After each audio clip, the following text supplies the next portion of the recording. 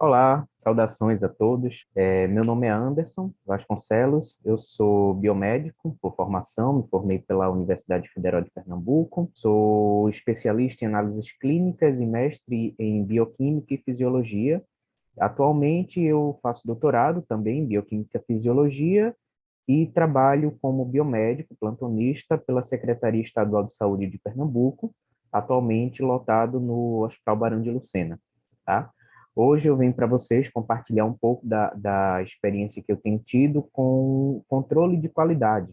Eu sei que é um tema um pouco polêmico, talvez nem todo mundo gosta, mas é um tema extremamente necessário para a seriedade dos trabalhos que a gente faz e eu acho que totalmente pertinente com o tema do Congresso Paraibano de Práticas Laboratoriais. Então, foi pensando nisso que a gente decidiu trazer esse tema para debate também, tá? E aproveitando o gancho, eu queria agradecer ao convite da organização do evento por estar aqui, né? Por ter me chamado para apresentar esse tema tão querido e tão temido ao mesmo tempo por alguns, tá? Então, deixa eu só compartilhar com vocês aqui minha apresentação para que a gente tenha início com a nossa palestra propriamente dita.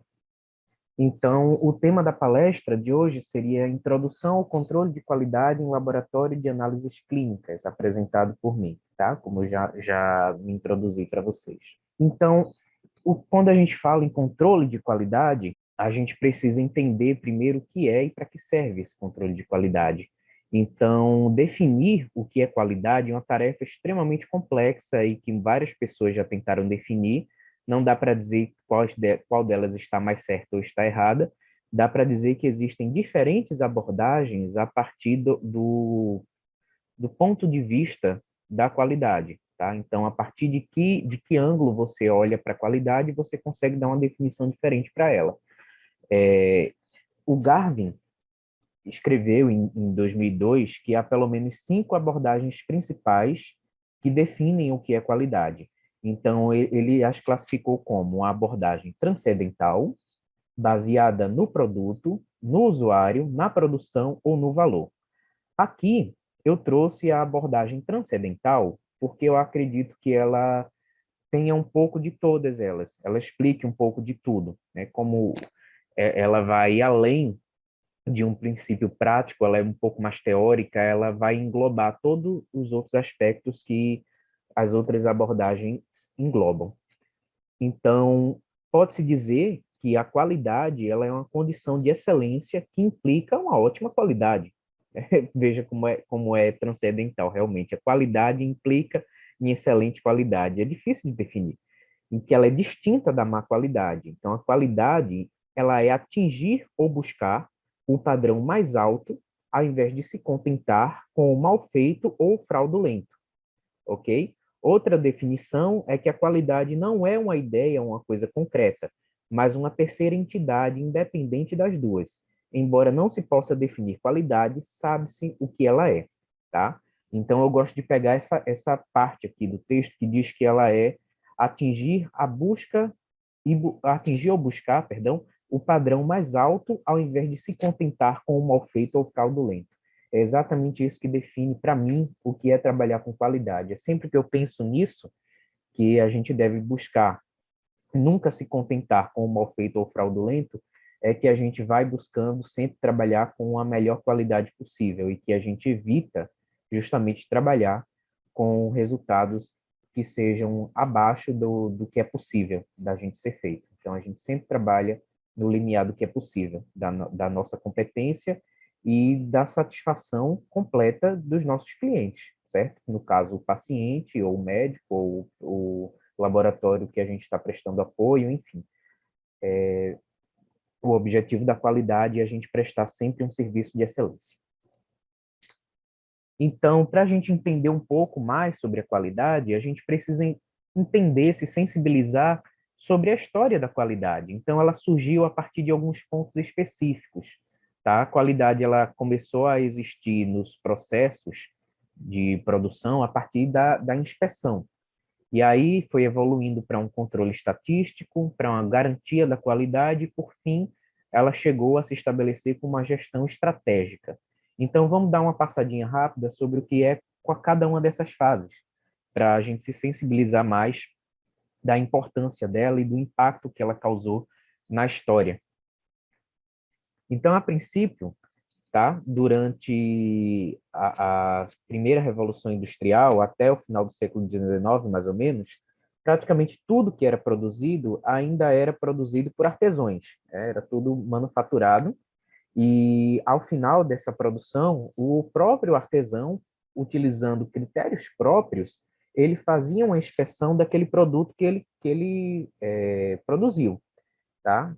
Então, daí a gente já tem algumas falhas no processo, que critérios são esses? Eles são extremamente subjetivos, eles variam de artesão para artesão, e ele não foca no principal, que é a satisfação do cliente, ele foca na satisfação do próprio produtor. Então, eu produzo o meu produto, é evidente que eu vou achar que eu produzi da melhor forma possível, desde que eles tenham satisfeito os meus anseios como produtor, mas não necessariamente ele é o melhor produto para aquele cliente alvo. Então, na verdade, quem deve ver isso deve ser visto considerando a opinião do cliente. Então, tinha uma série de falhas nesse sistema de inspeção. Tá? Além de que, voltando, quem fazia essa inspeção era o próprio produtor. Então, tinha uma série de vieses aí possível. Né? Ele não ia querer fazer, não necessariamente ia admitir que o trabalho dele estava mal feito, se estivesse. Então, foi justamente no início do século XX, com Frederick Taylor, que esse processo de inspeção ele foi separado do processo de fabricação. Então, ele ficava a cargo de profissionais especializados em inspecionar os produtos. Então, perdia-se esse viés, esse conflito de interesse em dizer que o produto estava com a qualidade inferior à desejada, sem que se sentisse mal o produtor, aquele que fez, né? Então, a gente começou a ter essa distinção e a qualidade, os processos que envolvem a qualidade, eles começaram a nascer a partir daí, a partir dessa separação do processo de inspeção do processo de fabricação. Então, Radford foi quem pela primeira vez abordou o termo qualidade como uma responsabilidade gerencial distinta e de função independente, ou seja, ela precisa ser gerida por uma pessoa específica que não faz parte do processo de produção necessariamente e que, como o próprio cargo sugere, independe desse processo de produção. Claro, tem que haver uma intercomunicação entre eles, mas um não pode ser dependente do outro. Mas até esse momento, os processos que envolviam a inspeção, que era o que resumia o que se tinha de controle de qualidade até então, eles estavam restritos a atividades muito simples, como atividades de contagem, classificação, enfim, para definir se aquele produto estava ou não atendendo às expectativas definidas pelos especialistas de inspeção. Então, a resolução dos problemas, ele não fazia parte do escopo das atribuições do controle da qualidade, tá? Com isso, é que surgiu o controle estatístico da qualidade a partir de pesquisas realizadas nesse laboratório, o Bell Telephone, que hoje faz parte da Nokia. Então, eles conduziam uma série de pesquisas científicas e eles tinham um sistema próprio de controle de qualidade e que eles usavam um controle estatístico, como a gente usa hoje. E esses controles estatísticos davam indicadores do que poderia ser corrigido para que fosse melhorado o processo de produção.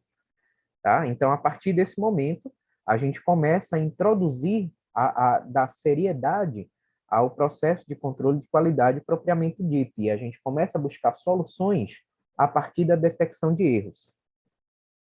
Mas o divisor de água mesmo dessa era foi justamente com a publicação do Shewhart, em 1931, onde ele estabeleceu fundamentos, procedimentos e técnicas para tornar o controle de qualidade mais efetivo em todos os estágios de produção.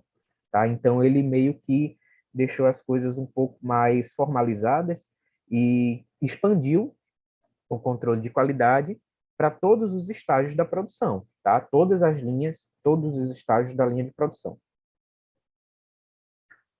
Mas aí, em 1950, a gente vai começar a entrar numa nova era já da qualidade, em que a gente caminha para uma garantia da qualidade. A gente tem uma garantia de que esse produto, serviço, atividade, ela tem realmente aquela qualidade que a gente busca entregar ao consumidor. Então, tudo começou no Japão, certo? A gente sai aí da primeira revolução industrial na Inglaterra e vai caminhando já para o Japão. No Japão, no cenário de pós-guerra, né, em 1950, o Japão estava arrasado e precisava dar uma guinada na economia, ele precisava melhorar a confiança dos produtos japoneses, conquistar novos mercados. E aí eles convidaram o Edward Deming, que era um especialista, um grande especialista em qualidade, um estatístico, né, um especialista em qualidade, para dar treinamentos e palestras para essa sociedade de cientistas e engenheiros do Japão. Tá? E isso daí começou a modificar muito a visão de produção com qualidade no Japão, a ponto de, no ano seguinte, eles já terem um prêmio que levava o nome Prêmio Deming, certo? De qualidade. Mas não para por aí. Na verdade, foi em 1954 que o Joseph Juran introduziu a prática de controle de qualidade de forma global e holística, ou seja, ele incluía todos os aspectos gerenciais e organizacionais da empresa, porque até esse momento todo o controle de qualidade ele era focado nos processos tecnológicos, não necessariamente dos processos gerenciais. Entenda que o controle de qualidade ele vinha de um poder gerencial, mas ele não se autorregulava, não necessariamente, né? Você não tinha um processo de controle de qualidade sobre literalmente todos os pontos da empresa. Eram mais voltados para os pontos relacionados à produção, aos processos em si. Tá? E a partir desse momento, eles passam a ter uma visão realmente mais holística sobre o que é a qualidade, que ela deve fazer parte de todos os aspectos mesmo da empresa. A partir disso, o Armand Feigenbaum, na verdade, em 56, propôs o conceito de controle total da qualidade, que, enfim, ele tem vários fundamentos, mas que a gente pode resumir em pelo menos três, que é abordar a qualidade desde a fase de desenvolvimento até a entrega do produto, incluindo aspectos funcionais e de desempenho, envolver todos os funcionários, fornecedores e clientes nos processos de melhora da qualidade e manter e aperfeiçoar essas técnicas, que já eram pré-existentes. Isso daí é a garantia da qualidade. Com a garantia da qualidade, a gente começou a perceber, na verdade, eles começaram a perceber, que as empresas que adotavam esse sistema para garantir a qualidade dos seus produtos, elas estavam começando a ter uma vantagem competitiva em relação às empresas que não adotavam. Então, grandes empresas, as empresas mais respeitadas no mercado, que formavam mais negociações, elas tinham um rigoroso processo de controle de qualidade. Então, veja só como tem um impacto positivo uma empresa, ou vamos trazer para a nossa realidade, um laboratório que tem bem definido um programa de qualidade. Ele passa a ter uma confiabilidade, fechar mais negócio. Então, foi a partir desse momento em que eles começaram a perceber que a qualidade não era um custo, na verdade, era um investimento, porque havia muita discussão em relação a isso, o gasto que se tem para manter uma gestão estratégica da qualidade. Né? Isso não é barato para uma linha de produção grande, mesmo para um laboratório, não é exatamente uma coisa barata, mas ele traz um retorno financeiro positivo, porque a quantidade de negócios que você pode fechar, com certeza, vale o investimento, tá? Então, a seriedade, até de você poder dizer, bater no peito e dizer, eu trabalho em tal empresa e a gente garante o que a gente faz. A gente tem uma garantia da nossa qualidade, do nosso serviço. Você é bem visto em qualquer lugar que você for. Então, foi a partir disso que eles começaram a implementar o processo de gestão estratégica da qualidade. E o que seria essa gestão estratégica da qualidade? Ela começou a crescer justamente com a criação das legislações de defesa do consumidor. Então, Não, você não podia mais entregar qualquer produto de qualquer jeito, porque o consumidor tinha direitos, ele conhecia seus direitos e ele ia atrás deles.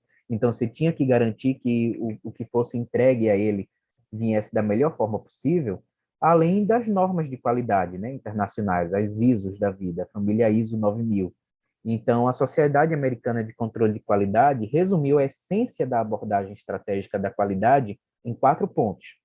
Primeiro, não são os fornecedores, mas sim os clientes, usuários ou representantes dos produtos que têm a palavra final quanto até que ponto um produto atende suas necessidades e expectativas.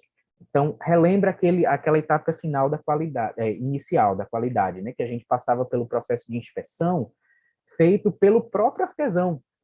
Então, isso daqui não faz sentido hoje para a gente, porque quem tem que ter a palavra final é o cliente, é o consumidor, é o usuário, tá? A satisfação, ela relaciona-se também com o que a concorrência oferece. É onde o próprio cliente ele vai criar o padrão dele de aceitação daquele produto.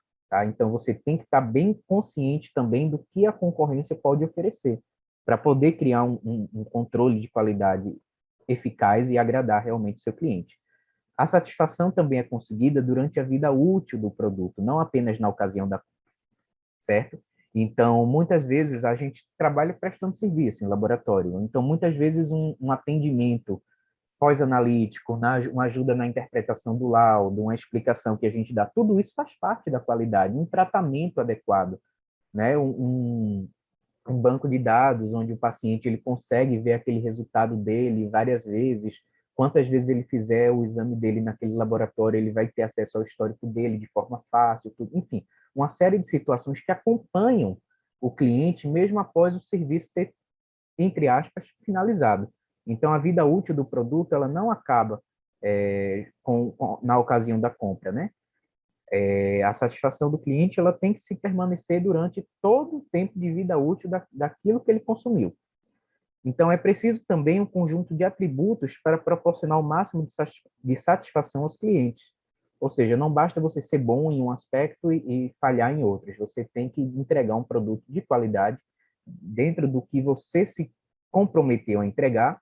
Ele tem que ter um conjunto de atributos que sejam garantidos, que tenham a sua qualidade garantida, e não apenas alguns atributos.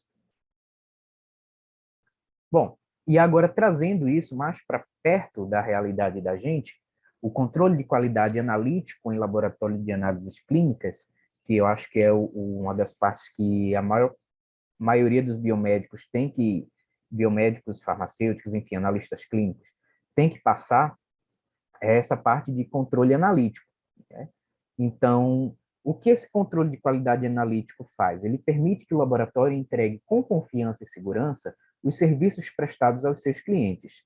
Tá? E de acordo com o RDC número 302 de 2005, o controle de qualidade ele é definido como técnicas e atividades operacionais utilizadas para monitorar o cumprimento dos requisitos da qualidade especificados. Tá?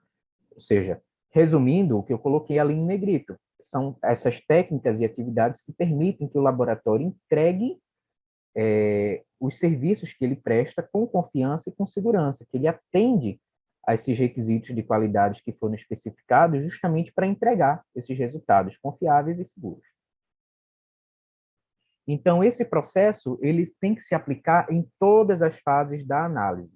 Então, desde a fase pré-analítica, a fase analítica, a fase pós-analítica, tá? Fase pré-analítica que vai desde a solicitação do laudo, desde a solicitação do exame ao recebimento da amostra, ou coleta, identificação, centrifugação, tempo que ela passa, condicionamento, tempo que ela passa do posto de coleta até o laboratório, enfim, uma série de situações que acontecem antes da análise em si e que ela precisa ter um rígido controle dessa qualidade, porque a maior parte dos erros laboratoriais, eles estão associados à fase pré-analítica. E realmente ela tem uma série de variáveis que é grande e que a gente, se não tomar cuidado, a gente comete erros. Por isso que a gente tem um sistema de controle de qualidade para garantir que não haja erros nessa fase pré-analítica e que qualquer erro que aconteça, ele seja facilmente rastreado para que ele possa ser efetivamente corrigido, ok? Na fase analítica, a gente também tem formas de controlar a qualidade, saber se aquele teste, aquela metodologia que a gente está executando, ela de fato ela está refletindo aquilo que é a análise do paciente, realmente. Por exemplo, se eu preciso de um resultado de um paciente diabético e eu não tenho controle da qualidade do meu teste e, por alguma razão, aquela glicose dá abaixo do normal e eu deixo de classificar ele como diabético, eu tenho um erro da fase analítica, se o problema está associado, por exemplo, ao meu equipamento ou à manipulação desse material biológico na hora da análise. Então, tudo isso tem que ser garantido, e para isso a gente tem um processo de controle interno da qualidade, que a gente vai falar com mais detalhes mais na frente.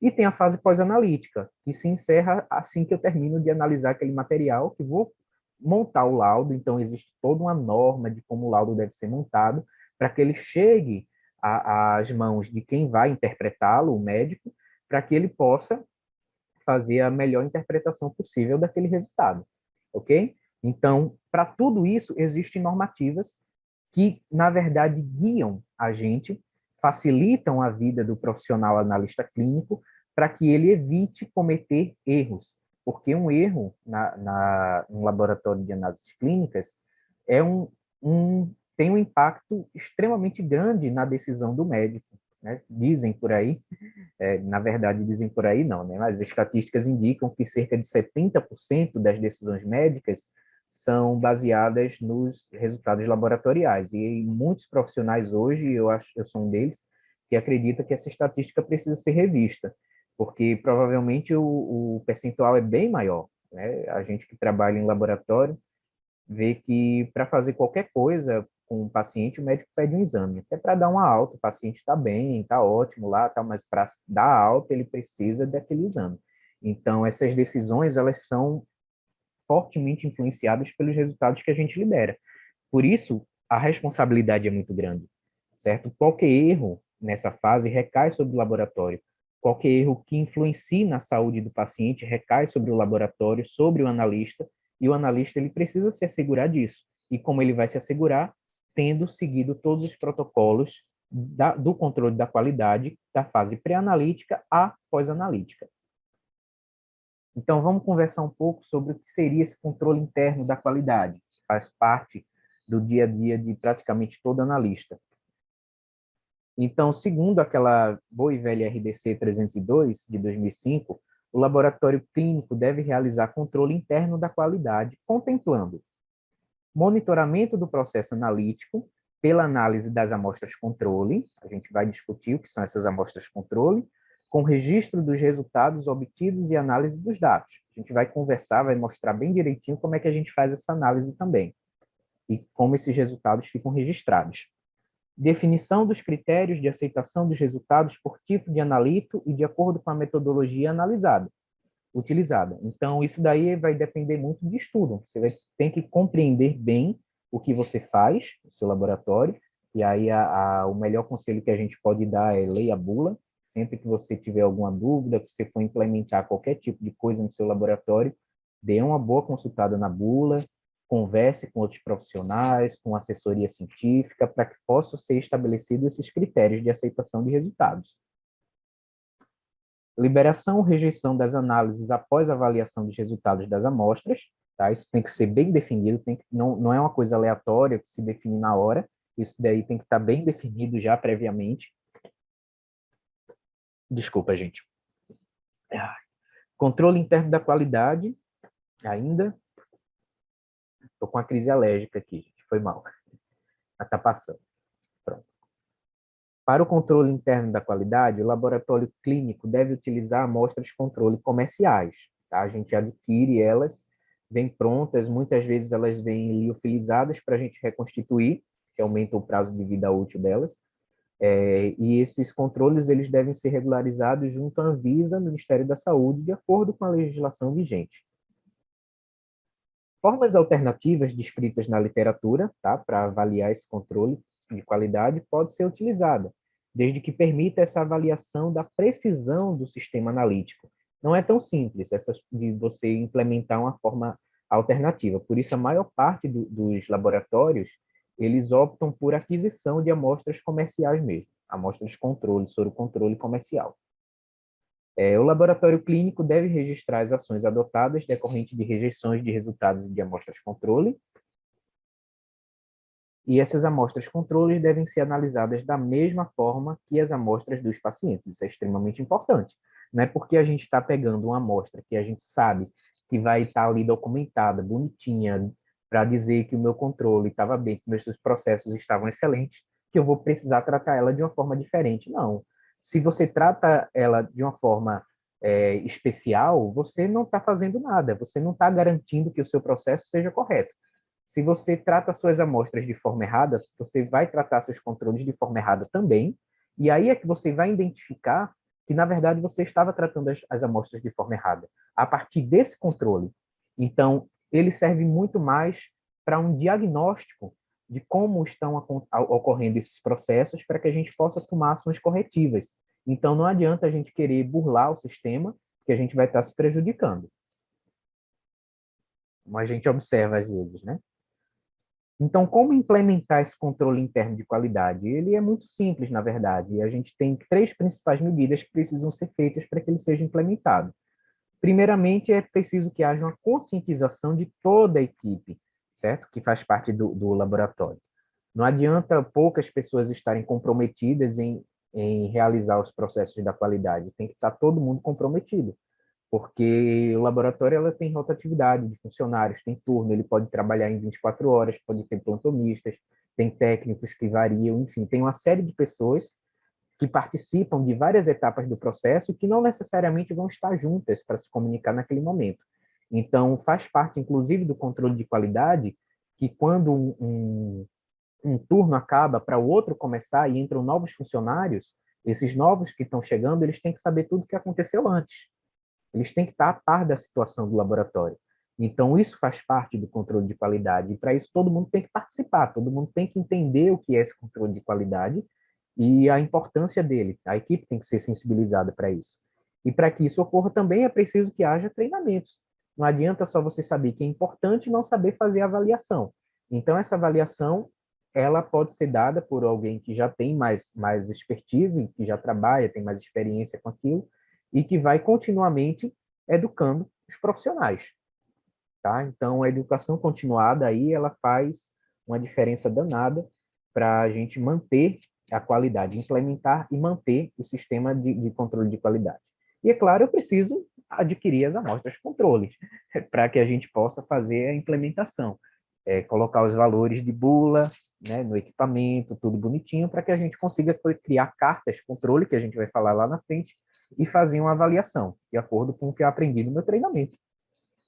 Então, é basicamente isso que eu preciso. São etapas simples, complexas na quantidade de coisas que cada um aborda, mas relativamente simples, porque é tudo muito bem documentado, para a gente saber o que a gente deve fazer.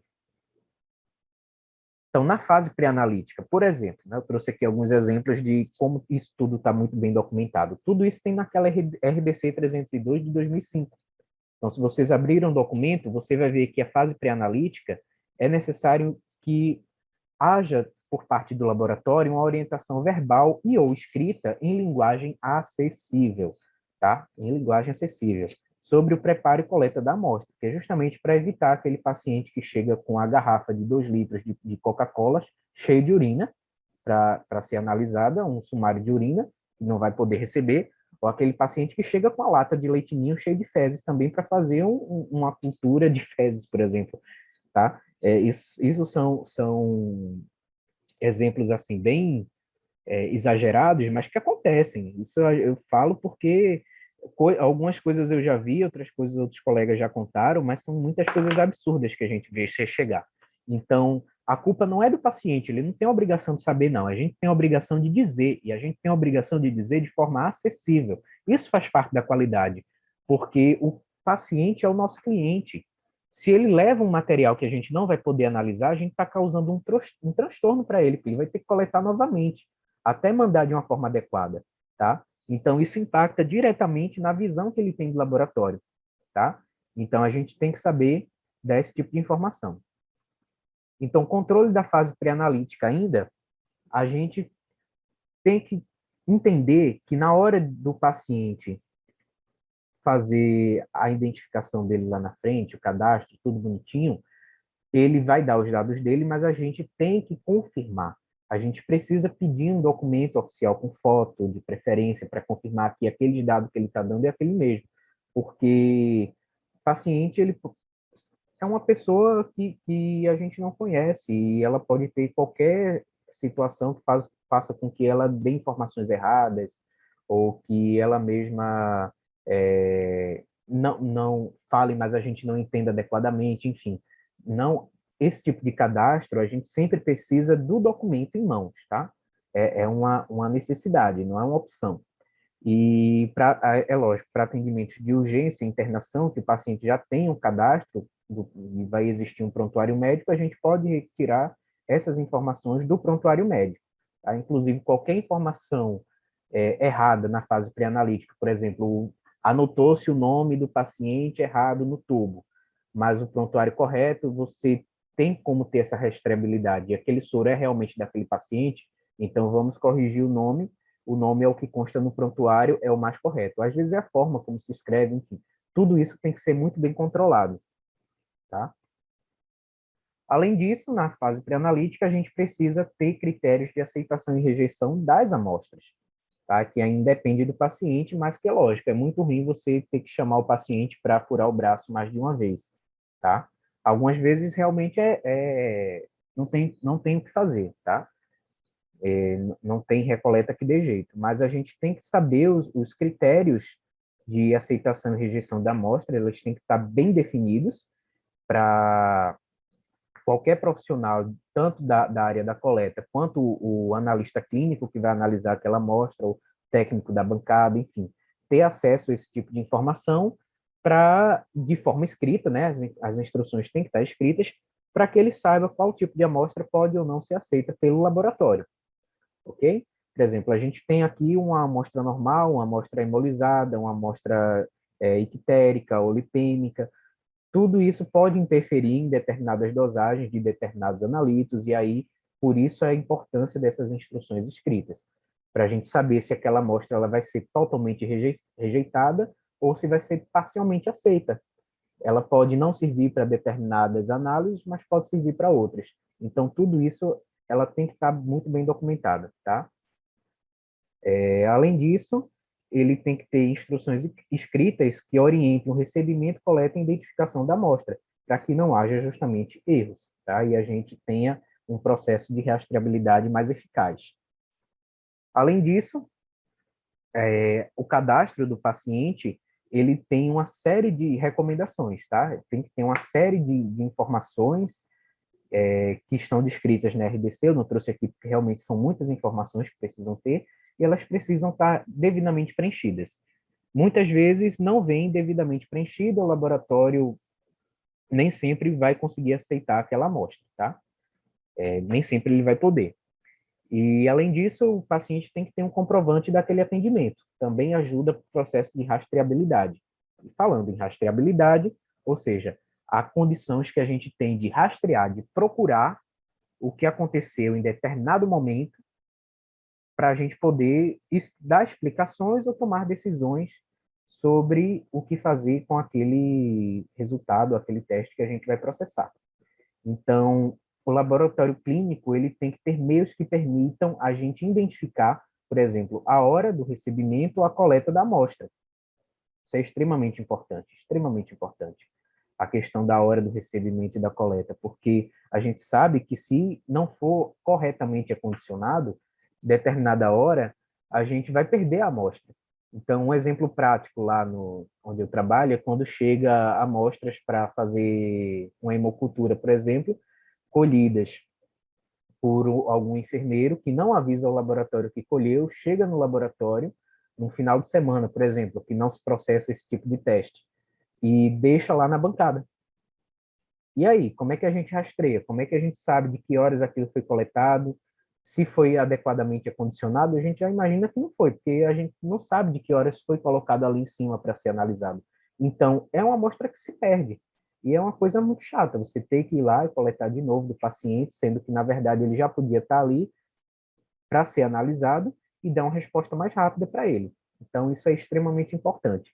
A gente tendo essa rastreabilidade, a gente consegue tomar uma decisão que, às vezes, beneficia o paciente. A amostra, lógico, ela tem que ser identificada no momento da coleta, para que a gente possa rastrear também o paciente, qualquer erro, qualquer coisa, a gente sabe que está ali no tubo a identificação, e também deve ser identificado o nome do funcionário. Também ajuda a gente nessa questão da rastreabilidade. Por exemplo, imagina, se ele escreve, como eu tinha comentado antes, um nome errado no tubo. Um erro bobo, assim, sabe? Ele troca uma letra por outra, alguma coisa você fica em dúvida, mas se você sabe quem foi o funcionário, você vai lá, você pergunta, esse daqui é, tal, e às vezes a gente consegue identificar realmente de onde é que veio aquele erro, sabe de quem foi, o paciente confirma tudo, e a gente consegue aceitar aquela amostra. Então, é extremamente importante também. Sobre a transporte das amostras, elas também têm que ter instruções escritas, estabelecendo prazo, temperatura e o padrão técnico para garantir a integridade e estabilidade da amostra. Além disso, elas têm que ser transportadas em recipientes isotérmicos, e higienizáveis e impermeáveis, tá? Tem que ter escrito também que é um material de risco biológico e com os dizeres espécime para diagnóstico, o nome do laboratório também, que vai enviar essa amostra. Tudo isso consta lá na RDC. Então, isso daqui é um resumo do que seria a fase pré-analítica, tá? Por isso que eu coloquei introdução, é muita coisa para ser falada, mas eu queria trazer um pouco desses conteúdos para sensibilizar mesmo, conscientizar da importância da fase pré-analítica, desculpa, do controle de qualidade e em todas as fases, e como é que ela consegue ajudar a vida do analista mesmo, né? Em termos de dar segurança e acobertar a gente em tudo que a gente faz. A gente não ter medo de liberar um resultado, a gente não ter medo de ser questionado. Então, tudo isso o controle de qualidade cobre e dá uma segurança muito grande para a gente. Então, na fase analítica, a gente trabalha muito com uma parte que muita gente acha chata de trabalhar, mas que, na verdade, é muito interessante. Eu enumerei uma série de vantagens aí, que é para a gente entender que o controle estatístico do processo ele é extremamente importante para o laboratório, mas ele também modifica a vida de quem faz esse controle, tá? Então, primeiramente, uma das vantagens é uma abordagem científica, ela é validada em todo lugar do mundo. Então, para onde você for que disser que fez daquela forma, vai estar ok, todo mundo vai entender, todo mundo vai aceitar. Então, é uma abordagem validada, né, em toda parte do mundo. Você passa a tomar decisões baseadas em evidências, não no empirismo, não na intuição, mas você tem evidências, você tem resultados que apoiam suas decisões, isso é muito legal. Você tem garantia de exatidão, e aí a gente vai discutir mais na frente o que é exatidão. Você tem a possibilidade de contínuo aperfeiçoamento daquele processo, então, porque é um controle estatístico diário que é feito, exige mudança de comportamento da equipe, do profissional que analisa, do profissional que coleta, do profissional que libera, de todo mundo, certo? E essa mudança é positiva. Para mim, por exemplo, foi muito positiva. Eu sou uma pessoa muito mais organizada desde que eu comecei a lidar mais com essa parte de controle estatístico de qualidade e com todo o processo da qualidade em si. Ele deixa a gente termina trazendo um pouco disso para a vida da gente também. Isso melhora muito a organização da gente em termos de vida mesmo. É legal. Além disso, ele exige um raciocínio analítico do profissional para tomada de decisões e resolução de problemas, que com o tempo você vai sempre aprimorando. Então, você se torna uma pessoa que passa a ter um raciocínio um pouco mais rápido, você consegue discutir as coisas com mais facilidade, ou seja, ele é bom para a cabeça mesmo, é bom para você manter a mente ativa. Então, tem várias vantagens, não só para o laboratório, mas para a pessoa que está envolvida com o processo também. Bom, então, vamos conversar um pouco sobre como isso funciona. Primeiro, vamos falar sobre a preparação da bula de um controle. Então, a gente falou sobre controle, controle, soro-controle, amostra-controle, enfim. O que é essa amostra-controle? Na verdade, ele é um pool de soros, por exemplo, se a gente for passar se tratando de bioquímica ou de hematologia, né, vai ser um pool daquela amostra, daquele tipo de amostra, que vai ser dosada para aquele analito por pelo menos 20 vezes, e com essa quantidade de dosagens, a gente vai fazer um valor médio, e com esse valor médio, a gente vai calcular o desvio padrão. E o que é o desvio padrão? O desvio padrão é uma medida de dispersão da média, porque a gente sabe que a gente tem várias aferições com valores diferentes, e quando a gente soma tudo e faz uma média, eu posso ter valores bem distantes da minha média. Então, o quão distantes esses valores ficam da minha média? Quem vai me dizer isso é o desvio padrão. Então, o quanto esses dados estão dispersos, heterogêneos ao redor da média, tá? E aí está aqui a fórmula de como se calcular o desvio padrão. Ele considera esse xi, que é o valor de cada dosagem, menos a média ao quadrado, na verdade, o somatório de todos eles, dividido por n, que é os graus de liberdade, a quantidade, no caso aqui, por exemplo, 20, quantidade de vezes que foi dosado. Então, a raiz quadrada de tudo isso. Pronto. É o desvio padrão. Com esse desvio padrão, a gente consegue definir os limites aceitáveis de erro, ou seja, até que ponto eu considero aquela minha variação como uma variação normal, ou seja, um erro que não é erro, é um erro aceitável, uma situação estatisticamente plausível, que deve acontecer, tá? Então, esses limites aceitáveis de erros, eles se estabelecem muito bem para a gente, porque nessas dosagens, praticamente sempre, a gente vai ter uma distribuição normal. Essa distribuição normal é exatamente isso que, para quem não tem tanta familiaridade com a estatística, é exatamente esse gráfico que a gente está vendo aqui, também chamado gráfico de Gauss ou de boca de sino, enfim, isso é o que a gente chama de distribuição normal, que a gente tem um valor médio, que é justamente a média, aqui no centro, tá vendo? Aqui no centro, o valor médio, e aí a gente vai ter a variação por desvios padrões. Um desvio padrão acima da média, um desvio padrão abaixo da média. Cada desvio padrão, cada primeiro desvio padrão, contém cerca de 34% dos valores da minha amostragem como um todo. Ou seja, os meus dois desvios padrões, acima e abaixo da média, vão conter aproximadamente 68% da minha amostra. Já os dois próximos desvios padrões, cada um tem cerca de 13,6% de toda a minha amostragem, certo? Isso é uma distribuição normal, toda distribuição que obedecer essas proporções. E aí eu vou ter 95%, cerca de 95% da minha amostra localizada entre os dois desvios padrões, que são exatamente os limites aceitáveis de erro, tá? Também vou ter, lógico, os três desvios padrões, acima ou abaixo da média, que aí vão conter cerca de 99,7% das minhas amostras. Tá? Então, percebam que a chance de eu ter uma amostra localizada nessa região aqui é muito baixa. Apenas 2,15% das minhas amostras podem ser encontradas aqui com confiabilidade. Ou seja, é uma confiabilidade baixa, né? Você tem um valor baixo de amostras que podem se encontrar nessa região do gráfico. Então, isso tem uma repercussão na análise do nosso gráfico, tá? A gente vai ver daqui a pouco. Como é que a gente analisa isso de uma forma mais fácil? A gente coloca isso numa carta de controle, que a gente chama popularmente de gráfico de Levy-James. Como é que funciona esse gráfico de Levy-James? Ele tem essas barrinhas aqui contendo cada limite, certo? Aqui, ó, o valor médio, essa linha aqui mais escura no meio, é o valor da média. Depois eu tenho os dois desvios padrões para cima e para baixo, que são justamente limitados por essa linha aqui e essa. Tenho os próximos dois desvios padrões, limitados por esta linha aqui e essa. E tenho o terceiro desvio padrão, limitado por essa linha e essa. Acima dele, quarto desvio padrão, não vale a pena nem a gente olhar para ele. Então, a gente tem os limites aceitáveis de erro dentro de todo esse aspecto aqui, que pode conter os meus resultados. Eles podem flutuar qualquer valor aqui, certo? Então, vamos supor que eu tenho um valor médio de 95 e um desvio padrão de 5. Então, meus valores eles podem variar normalmente de 95 a 100, 105.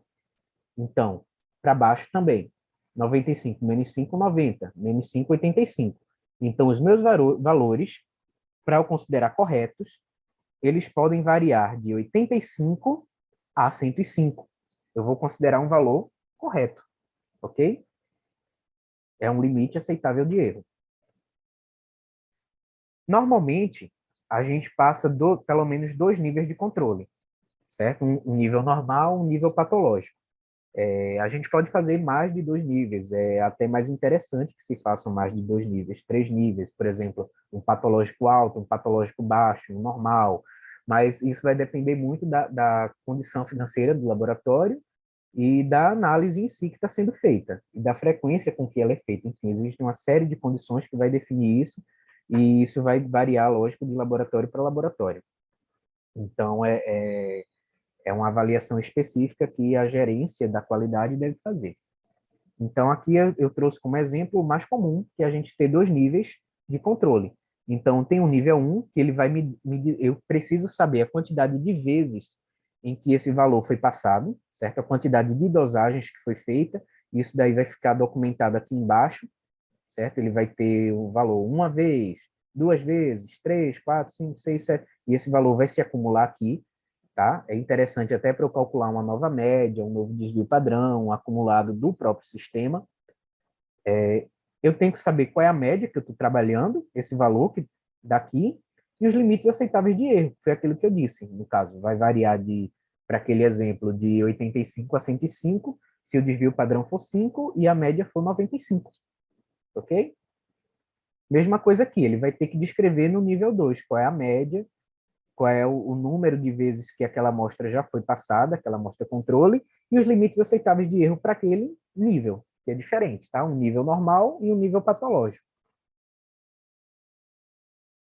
Além dessa análise, a gente pode fazer análise também do coeficiente de variação. O coeficiente de variação nada mais é do que a gente pegar o desvio padrão, tá? A gente tem essas duas fórmulas aqui, que é praticamente a mesma coisa, tá? Simbologia diferente, mas aqui considerando uma população e aqui considerando uma amostra. Então, a gente vai trabalhar mais com isso aqui.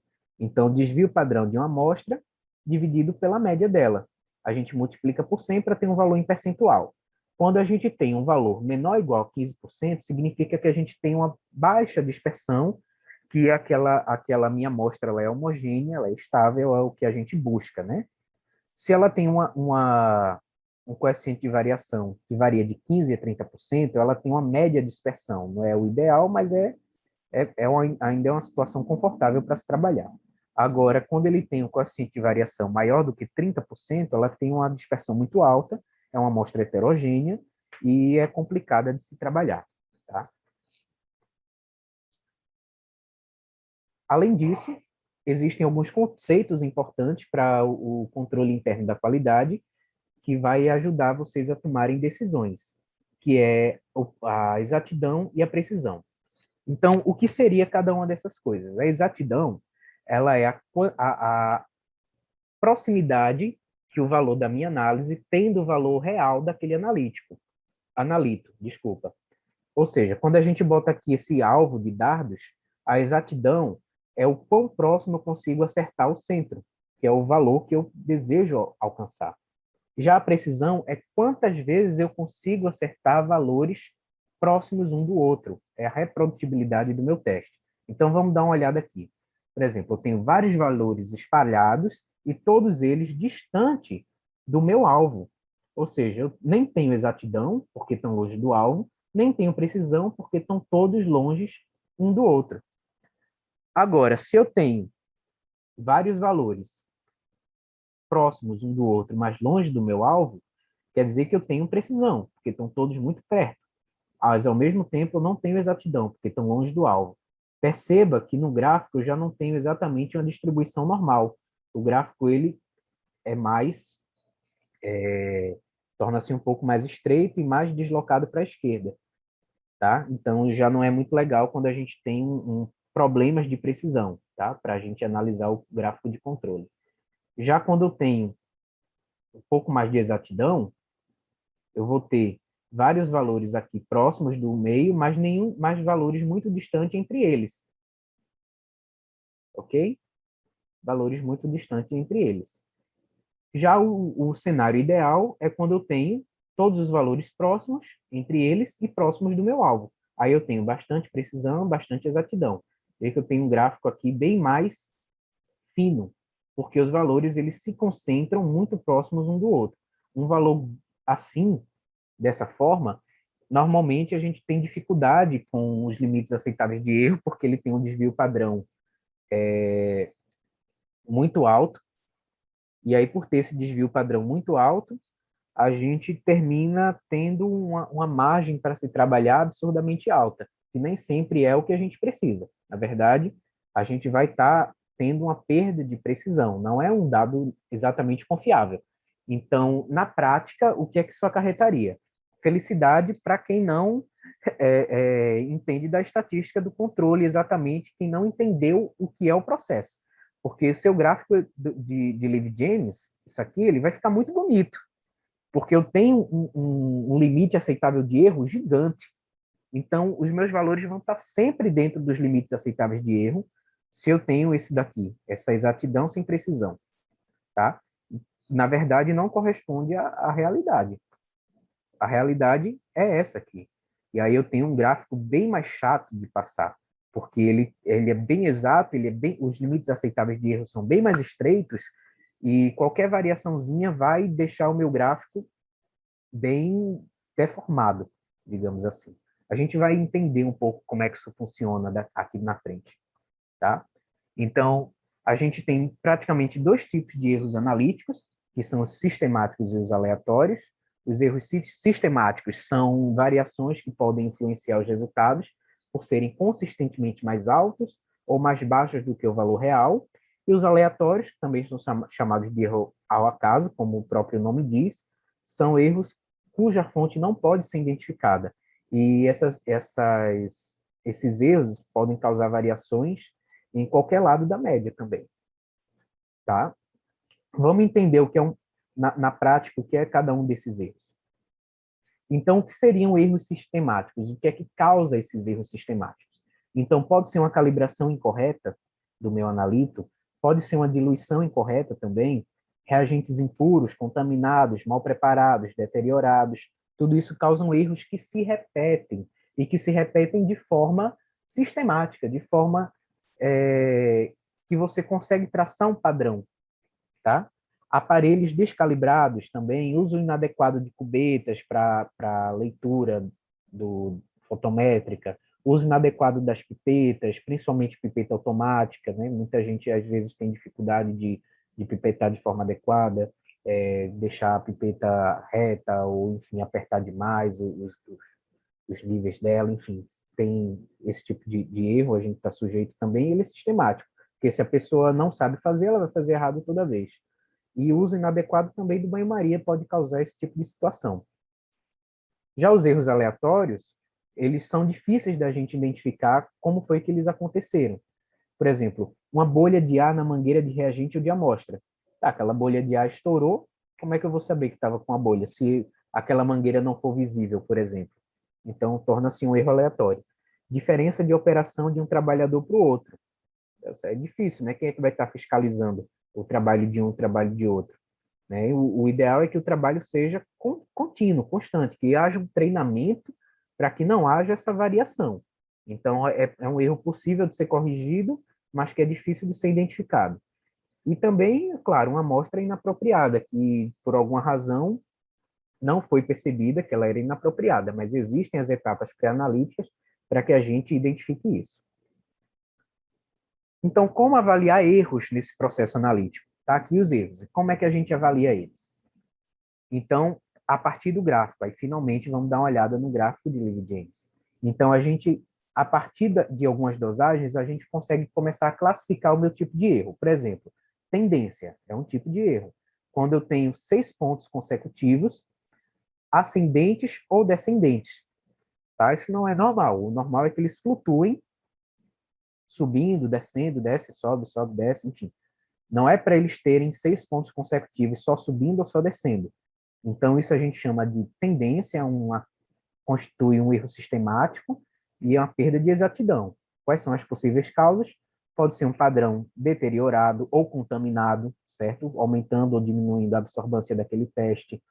O próprio reagente pode estar deteriorado também ou contaminado, ou um defeito do aparelho. A gente vai sempre tentar identificar a causa mais óbvia e mais fácil de ser corrigida, e se não for ela, a gente vai passando para as causas mais complexas, por exemplo, um aparelho com defeito, que aí já vai, a depender do defeito, precisar de uma assessoria técnica. Mas, enfim, a gente vai sempre do mais simples para o mais complexo. Um desvio. O que seria o desvio?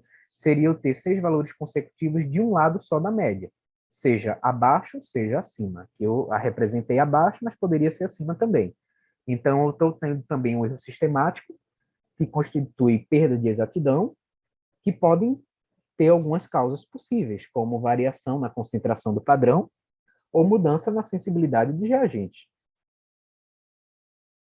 Tá? O desvio, quando ele está muito próximo dos limites aceitáveis de erro, existem outras possíveis causas também, tá? Além da mudança na concentração do controle, da sensibilidade do reagente, pode também ter a análise feita fora da temperatura recomendada, tá?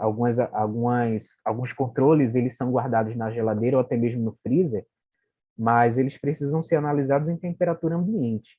Então, o fato de você não deixar ele chegar nessa temperatura ambiente vai influenciar na posição dele aí no gráfico.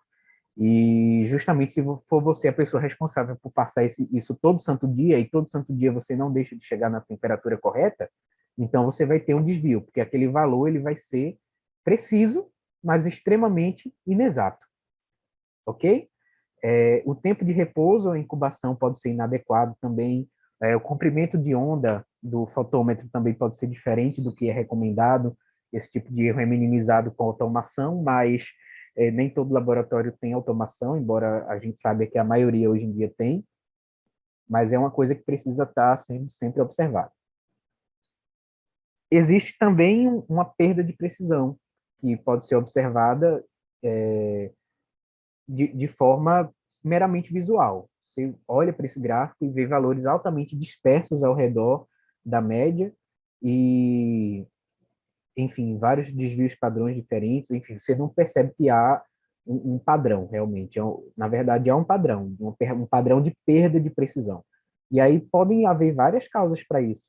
Você pode ter uma pipetagem inexata, principalmente entre operadores diferentes, pode ter uma falta de homogeneização adequada. Num dia você homogeneiza bem, no outro não. Você não deixa descongelar adequadamente, consequentemente, aquela amostra ela pode ficar um pouco mais concentrada, ela não dilui adequadamente. O aparelho pode estar com defeito também. Além disso, o material pode estar sujo. O próprio controle pode estar contaminado contra as próprias cubetas também, mas a cubeta vai mais para um erro sistemático, mas a depender, ela pode ter variações naquela sujidão que vai de um dia para o outro, que pode alterar essas medidas. E limpeza também, posso fazer limpezas periódicas. Também posso ter a temperatura inadequada para análise e uma baixa sensibilidade do método, promovendo essa variação aí tão grande. Por fim, dentro desse sistema, a gente tem o sistema de multirregras de Westgard. O Westgard era um estatístico que teve uma história bem interessante, que ele conta sobre esse sistema de multirregras, bem didática. Eu vou ler para vocês. Ele diz assim: quando minha filha Kristen era jovem e morava conosco, ela gostava de ir às festas. Um dia, ela me contou que pretendia sair e voltar tarde, mais uma vez. Eu sentia a necessidade de exercer um certo controle paterno sobre suas horas. Então, eu disse-lhe que, se voltasse uma vez após as 3 horas, 2 vezes após as 2 horas ou 4 vezes após 1 hora, ela estaria em apuros. Isso é uma regra múltipla de controles, disse Westgard. Se você ver direitinho o que ele disse, corresponde a exatamente 3 das 6 regras de Westgard. Então, vamos ver exatamente o que é que ele quis dizer com ela estaria em apuros, né? Que seria a regra 13S, 22S ou 41S. Tá? Vamos ver uma por uma aqui. Regra 12S. O que seria essa regra 12S? É quando eu tenho um valor acima do segundo desvio. Então, 1, 2 e S. S lembra que é o símbolo de desvio padrão. Então, um valor acima dos limites do segundo desvio padrão. Então, é uma regra de alerta, em que a gente deve procurar uma causa de erro aleatório, ou pode também existir uma causa de erro sistemático de grandes proporções, tá? Um valor errado de bula, que eu digitei errado, ou que foi colocado errado pelo fabricante mesmo, não é impossível de acontecer.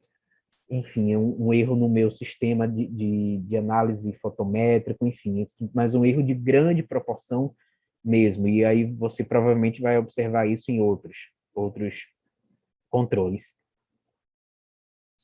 Muitas vezes, esse tipo de erro aleatório, a gente passa novamente o controle e está resolvido o problema. O valor baixa, fica normal. Tá? Às vezes, a gente precisa realmente voltar e tentar identificar o que é que foi esse erro aleatório. Se foi a minha amostra, se... Pronto, já me aconteceu uma vez de eu não ter reparado que a amostra não tinha descongelado adequadamente. Ela ainda estava com a pedrinha e eu botei para fazer.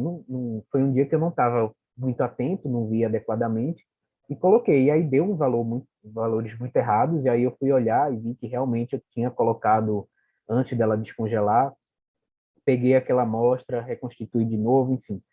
Foi um erro. O controle de qualidade está aí para minimizar esses erros, mas eles não são passíveis de inexistência ainda. Pode acontecer. Regra 13S é quando eu tenho um ponto que ultrapassa o terceiro desvio. Se você vê, a nomenclatura ela é feia, um pouquinho feia, mas ela é bem intuitiva. Então, um ponto acima dos limites do terceiro desvio padrão. Aí já é uma regra de rejeição, não dá para trabalhar de jeito nenhum, certo? A gente normalmente procura também por erros aleatórios ou sistemáticos de grande proporção. Tem a regra 22S, acontece quando a gente tem dois pontos acima de dois desvios padrões, seja no mesmo nível, tá? Em dias diferentes, por exemplo, ou em níveis diferentes no mesmo dia. Tá? Eu tenho aqui um ponto acima do segundo desvio, seria uma regra de alerta, né? 2S. Só que no meu outro nível, que eu também passei controle, isso aconteceu também. Então já não é mais uma regra de alerta, é uma regra de rejeição. Eu não posso trabalhar dessa forma, tá? A mesma coisa se, por exemplo, aqui tivesse dado normal, depois normal, e aqui tivesse dado a regra 13S, e ela viesse a se repetir, ela deixaria de ser 13S, ela seria 22S. 12S, desculpa. Ela, quando se coloca uma única vez aqui, ela seria a regra 12S. Mas a partir do momento que ela aparece duas vezes, ela é a 22S, não é mais uma regra de atenção, é uma regra de rejeição. Tá bom? Regra R4S é quando a gente tem dois pontos que variam 4 desvio padrões entre eles. Tá? Feito essa aqui, 2 desvios padrões aqui embaixo, 2 desvios padrões aqui em cima. Sejam em níveis diferentes ou no mesmo nível. Tá? Se eu tivesse outro ponto aqui também seria a regra R4S. Também é uma regra de rejeição, procurar por erro aleatório. Regra 41S, quando eu tenho 4 pontos no mesmo desvio padrão, tá? Também não é normal, também constitui uma regra de rejeição, normalmente associada a um erro sistemático. Regra 10x, que na verdade é um desvio, que é quando eu tenho 10 pontos do mesmo lado da média, normalmente associada a um erro sistemático. Então, essas são as multi-regras de Westgard para avaliação do nosso controle de qualidade. Então, todo santo dia isso tem que ser avaliado e corrigido de acordo com o tipo de erro que ele se enquadra. Tá? Isso daí vai muito também da prática, da vivência e dos treinamentos adequados que o profissional teve. Mas, de uma forma geral, não é nenhum bicho de 7 cabeças, tá? Corrigir esse tipo de problema, não. É sempre você trabalhar com os reagentes dentro do prazo de estabilidade, de validade certinho, você trabalhar com os valores de bula, você ter paciência para reconstituir os reagentes da forma adequada, deixar ele descongelar, deixar na temperatura exata para análise, não deixar muito tempo fora da temperatura ideal, enfim. é só você ter os cuidados necessários todos os dias, que normalmente isso daqui não é um bicho de sete cabeças. Existem, às vezes, erros que são dificílimos de corrigir, e para isso existe, muitas vezes, uma assessoria científica, quando você não tem um bom suporte, você também pode procurar literatura, você pode procurar a bula, pode conversar com um colega, tá? Ninguém está sozinho para resolver os problemas do mundo. Mas, no geral, não é nada difícil de se trabalhar, não. Essa parte de controle interno de qualidade.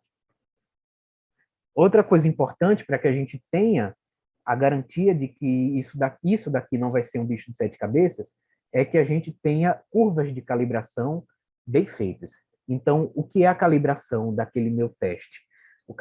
A calibração do meu teste garante que o meu sistema analítico entenda o que é cada uma daquela dosagem. Então, para análises quantitativas, é essencial que a calibração ela esteja bem feita. A calibração ela é feita com um padrão, na verdade. Esse padrão ele tem uma concentração conhecida. O seu equipamento vai dosar, ele vai, por exemplo, se for um fotômetro, ele vai passar aquela luz por ele vai ter uma medida de absorvância, e aquela medida de absorvância vai ser associada àquela concentração conhecida do padrão. E a partir desse momento, ele pode criar um fator de calibração que vai converter valores de absorvância em valores de concentração daquele meu analito. Então, consequentemente, se eu informo para o meu sistema analítico que aquela absorvância que ele deu corresponde a determinada concentração conhecida, ele vai sempre fazer aquele cálculo de forma adequada. Mas se o meu padrão, por exemplo, estiver deteriorado e eu informo que aquele valor ali deveria ser, por exemplo, 200 miligramas por decilitro, mas ele está deteriorado, e aí ele deu 130, na verdade, e aí eu estou condicionando ele a medir aquela absorvância para dar 200, só que, na verdade, eu tenho 130.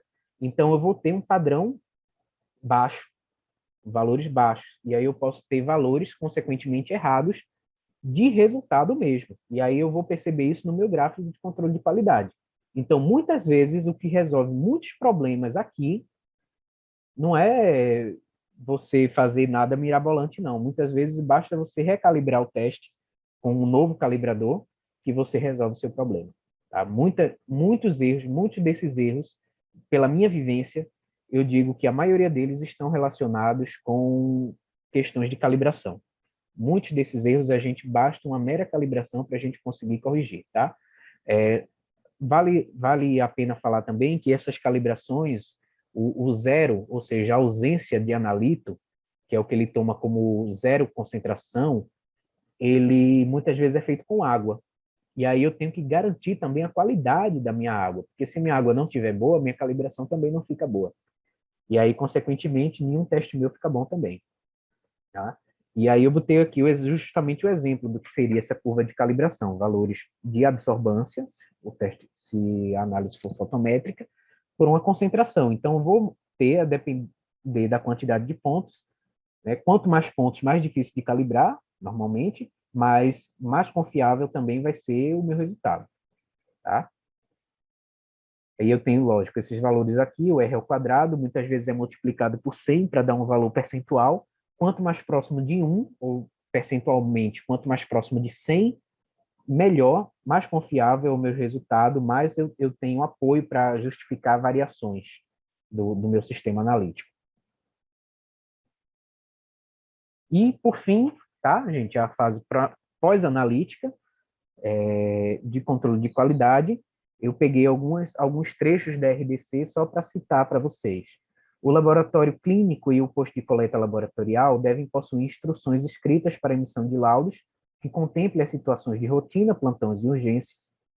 O laudo deve ser legível, sem rasuras de transcrição, escrito em língua portuguesa, datado e assinado por profissional de nível superior legalmente habilitado, analista clínico.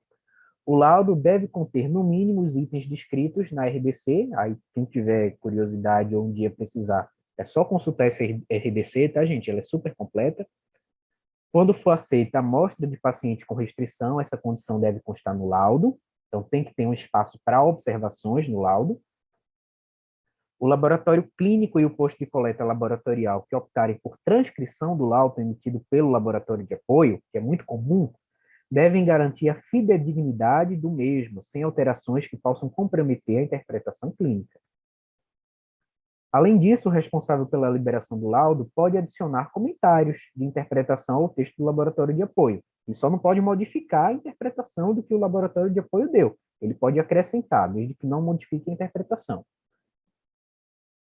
O laudo de análise do diagnóstico sorológico de anticorpos anti-HIV deve estar de acordo com essa portaria do Ministério da Saúde e suas atualizações e outros instrumentos legais que venham a substituí-la. Tá? Isso daí me faz lembrar também a questão dos valores de pânico ou limite crítico, que são valores laboratoriais muito altos ou muito baixos, ou então que caracterizam a doença crônica transmissível, como um HIV, uma sífilis, que tem que ser informado imediatamente ao médico.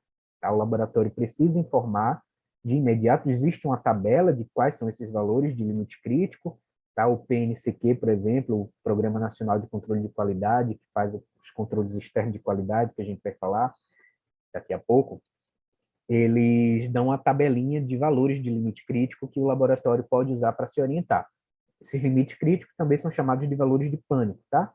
Tem que ser informados imediatamente, porque o paciente corre sérios riscos de saúde, de vida mesmo. As cópias dos laudos de análise, bem como dados brutos, devem ser arquivados pelo prazo de 5 anos, facilmente recuperáveis e de forma a garantir sua rastreabilidade. Mais uma vez, vocês escutam o nome rastreabilidade. Isso é extremamente importante dentro de um laboratório de análise clínica, porque qualquer problema que a gente tenha, se a gente não conseguir rastrear de onde é que veio aquele problema, e vamos supor que o problema não seja culpa do laboratório, a culpa vai passar a ser, porque vão culpar o laboratório. Então, a gente precisa ter tudo amarradinho para que a gente tenha esse acobertamento, tá? Essa segurança para trabalhar. Caso haja necessidade de retificação em qualquer dado constante do laudo já emitido, a mesma deve ser feita em um novo laudo, onde fica clara a retificação realizada. Tá? Muitas vezes é um erro de digitação, mas a gente tem que dizer por que é que aquele laudo foi retificado. Um novo laudo. Mas eu sei que parece certo para mim, na verdade, estiver errado. Certo? Toda essa parte de controle interno de qualidade, eu tenho excelentes indicadores, mas, de repente, eu tenho uma parte que não está muito boa no meu controle estatístico, eu não consigo perceber isso, e os meus resultados não estão fidedignos, não estão bons. Como é que eu vou ter esse controle? É certo? Por exemplo, se eu tenho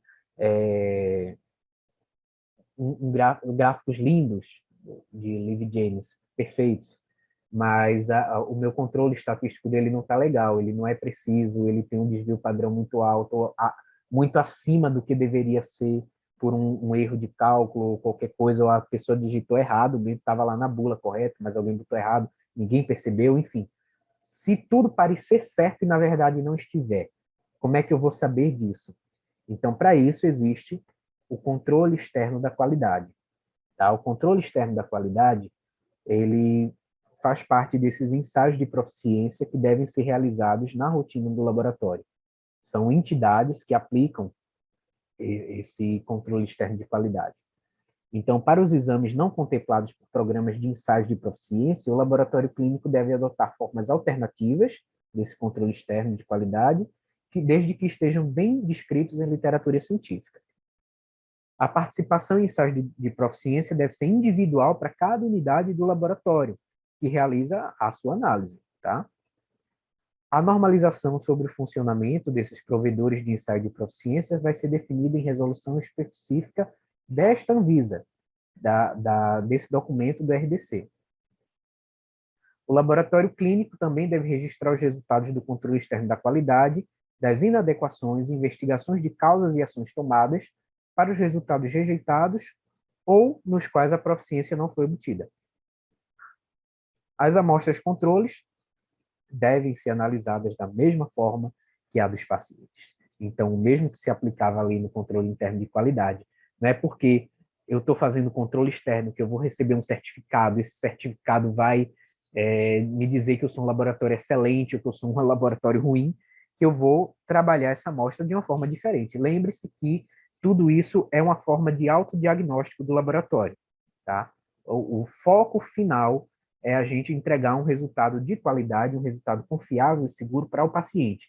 Se eu não estou conseguindo fazer isso, eu tenho que assumir que ele está mal feito e que eu preciso melhorar alguns pontos, e aí no ano seguinte eu vou conseguir melhorar minha avaliação e, consequentemente, eu vou estar oferecendo um serviço que preste, um serviço bom para o meu paciente, tá? A gente tem que ter essa consciência e admitir quando a gente precisa melhorar, tá? Não é vergonha nenhuma precisar melhorar, não. Então, esse controle externo de qualidade, ele acontece da seguinte forma. O laboratório ele recebe uma amostra desconhecida, vários outros laboratórios vão receber essa mesma amostra desconhecida, eles vão dosar os analitos e vão colocar numa tabelinha, assim, ó, eles dão uma tabelinha, por exemplo, aqui está um modelo do PNCQ, eles dão uma tabelinha com todos os testes que o laboratório faz, e aí ele vai colocar os valores e vai enviar essa tabela para o PNCQ avaliar. Ele vai ver se os laboratórios que acertaram, não acertaram, pela quantidade de acertos e erros, eles vão emitir um certificado classificando o laboratório de ruim a excelente. Também faz parte do processo do controle de qualidade externo a educação continuada. Então, periodicamente, cada funcionário do laboratório vai receber uma provinha intitulada como Educação Continuada, contendo testes, perguntas sobre várias áreas do conhecimento dentro das análises clínicas, e o profissional vai ter um prazo para responder e submeter para o PNCQ, para que ele faça essa avaliação não só da proficiência dos testes, mas da capacidade do corpo técnico e analítico do laboratório. Por fim, ele vai emitir o certificado. Então, está aqui um exemplo de certificado aleatório que eu peguei no Google, um certificado de excelência, normalmente é o que todo laboratório quer ter, certo? E aí ele vai pendurar ali na parede dele para mostrar para todo mundo que o laboratório tem uma excelente qualidade, mas assim, é válido por um ano. Então, ano que vem ele vai ter que fazer de novo, para garantir que nesse percurso ele continua sendo um laboratório de excelência. Então é isso, minha gente. Muito obrigado pela atenção de todos. Qualquer dúvida, eu quero deixar aí o meu contato para vocês, é o meu e-mail, andersonv_vasconcelos@outlook.com. Mais uma vez, muito obrigado pela atenção, pela paciência de todos, e espero que eu tenha conseguido, como objetivo, ter sensibilizado, conscientizado um pouco sobre a importância do controle de qualidade para vocês, como profissionais, como pessoas, e para o laboratório, e principalmente para o cliente, que é o paciente, é a pessoa que mais é mais bem afetada com a qualidade do laboratório, tá? Vidas que a gente trabalha. Então, é super importante a gente ter isso em mente. Tá bom? Muito obrigado a todos. Vou encerrando aqui a chamada.